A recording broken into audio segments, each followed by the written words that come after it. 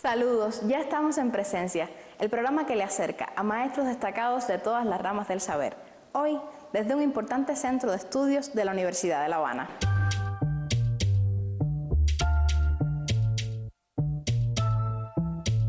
El doctor en Ciencias Económicas, Alexis Codina Jiménez, hoy es un destacado pedagogo y paradigma para los que estudian la economía.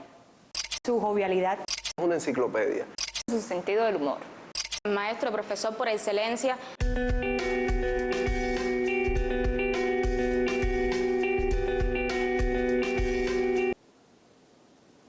Habilidades directivas es un libro que recomiendo a quienes dirigen, lo mismo desde un pequeño cargo hasta una empresa.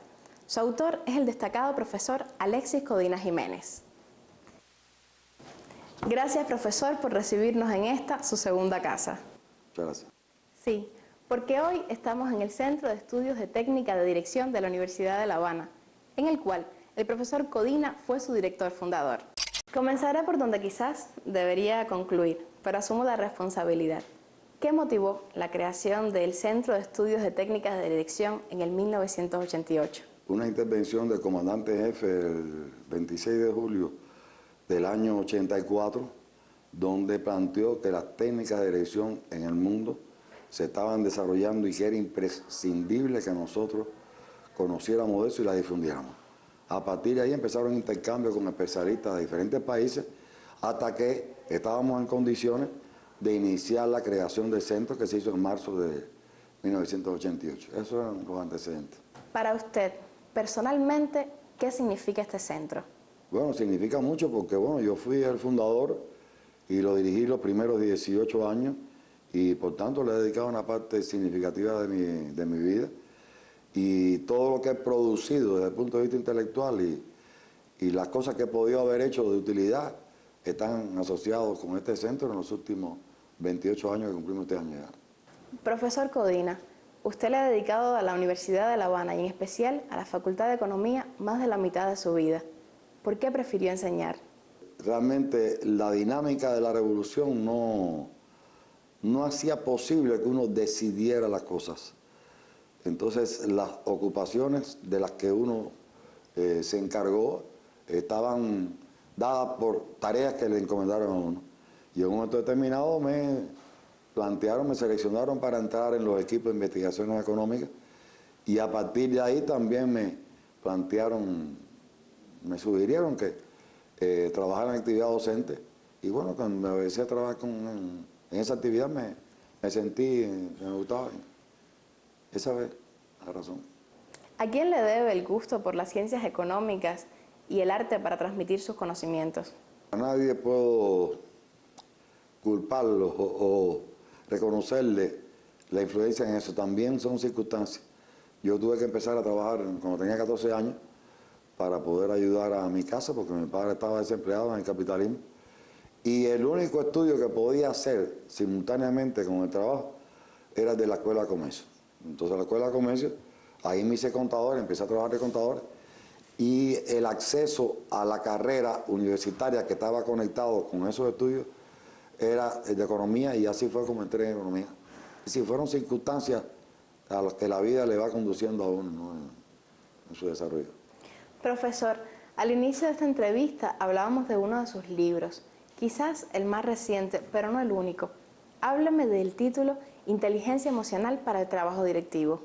Bueno, ahí lo que yo hago es un resumen de los conceptos, procesos y técnicas que a partir del trabajo durante más de 30 años en la formación de directivos a mí me parecieron que eran más importantes para que los directivos de empresas y de entidades presupuestarias en Cuba se apropiaran de esos conocimientos de manera tal que les permitiera desarrollar su actividad de dirección y sus relaciones interpersonales de una forma más efectiva. Entonces el objetivo es eminentemente didáctico para, en una forma resumida, trasladar conocimientos que considero que son de mucha utilidad para el trabajo de los que dirigen.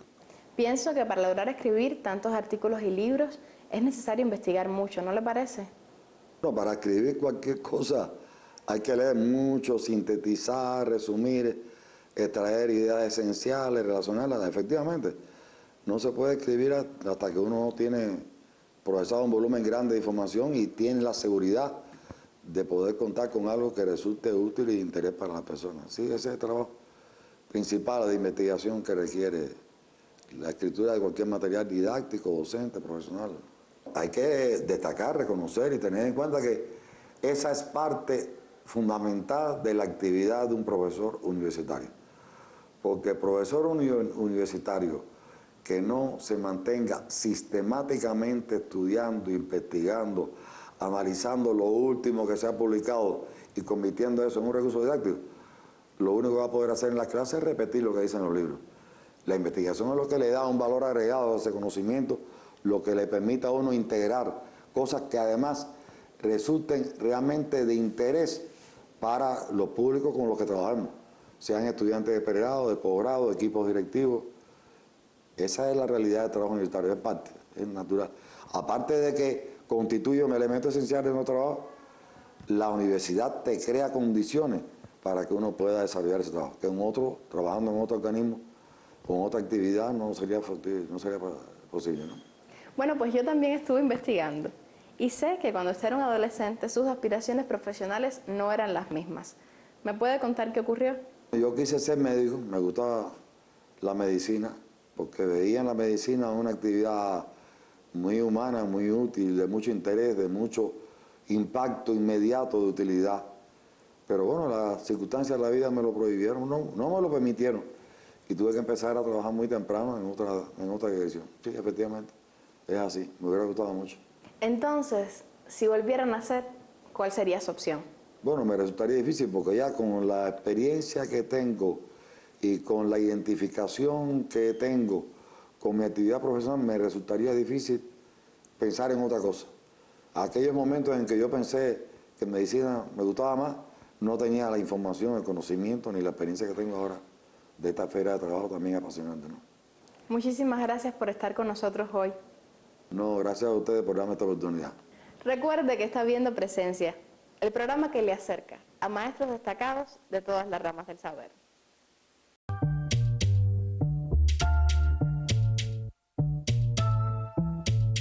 El doctor en Ciencias Económicas Alexis Codina Jiménez es profesor de mérito de la Universidad de La Habana y autor de varios títulos e importantes publicaciones. Es además profesor destacado del siglo XX y Premio Nacional de Economía 2006. El ejemplo que nos ha dado todos sus discípulos, yo tuve el honor de ser graduada de esta carrera de Contabilidad y Finanzas, me quedé aquí de profesora, es decir, que pude compartir todo el periodo de adiestramiento, fui alumna de la maestría en Dirección, donde él es claustro, y bueno, después en el doctorado curricular de Ciencias Económicas, con la especialidad de Administración, donde también él es profesor, y siempre hay una enseñanza del doctor Alexis Codina. Y entonces, ¿qué mejor ejemplo a seguir como paradigma? Una anécdota de Alexis Codina, bueno, hay algo muy interesante, mire, yo no sé si esto se puede decir aquí, pero bueno, usted sabe que los cubanos somos personas muy sui generis, vamos a decir. Alexis cuando está en una clase, y usted sabe, a veces la gente se emociona y se le va alguna palabra de las que no se debe decir. Alexis siempre dice que cuando usted está, no sé, usted está en su casa haciendo algo y le cae una olla de presión en un pie, usted no va a decir, ay Dios mío, qué calamidad, sino que dice la palabra que más le viene a la mente. Y entonces con eso Alexis se justifica ante sus alumnos por si se le va alguna palabrita. Él siempre está haciendo anécdotas de lo que vivió y a partir de esas anécdotas, pues entonces nos enseña las cosas que él sabe.